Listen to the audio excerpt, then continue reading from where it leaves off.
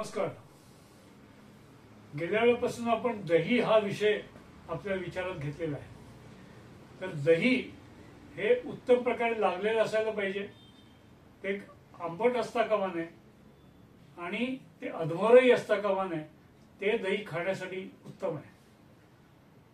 आणि असं दही लावणं आणि ते खाणं हे आनंदही असतो आणि तिथे आरोग्यही आहे. दही हे अतिशय पुष्टी देणारं असं द्रव्य आहे. दुधाचंच सार ते आहे. दुधाचाच विकार म्हणता येईल. आणि त्याच्यापासून शरीराला पुष्टी मिळते, शुक्रधातू वाढू शकतो आणि त्यामुळे वजन वाढण्यासाठी सुद्धा दह्याचा विचार करता येतो. असं हे दही आहे. दही हे उष्ण आहे हे लक्षात ठेवायला हवं.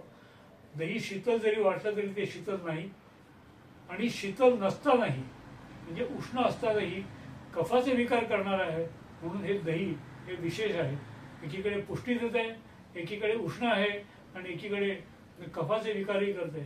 त्यामुळे दही वापरताना सावध बाळगायला लागतं, सावधगिरी बाळगायला लागते. म्हणूनच बऱ्याच वेळेला आम्हाला पथ्य देताना दही घेऊ नका सांगायला लागतं की तुम्ही कुठल्या स्टेजला आहात त्याप्रमाणे आम्हाला ते ठरवावं लागतं.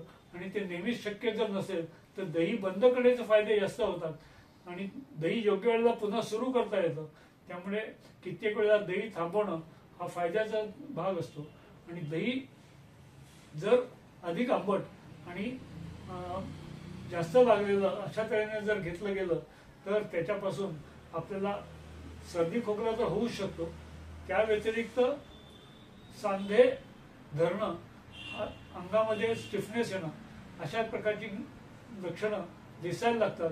त्यामुळे उत्तम प्रकारे लागलेलं पण आंबट नसलेलं आणि अधमोरही नसलेलं असं दही खाणं हे आरोग्यदायी आहे हे समजून घ्यायला पाहिजे. आणि हे समजण्यासाठी हे चॅनल सबस्क्राईब करा, लाईक करा आणि शेअरही करा. थँक्यू.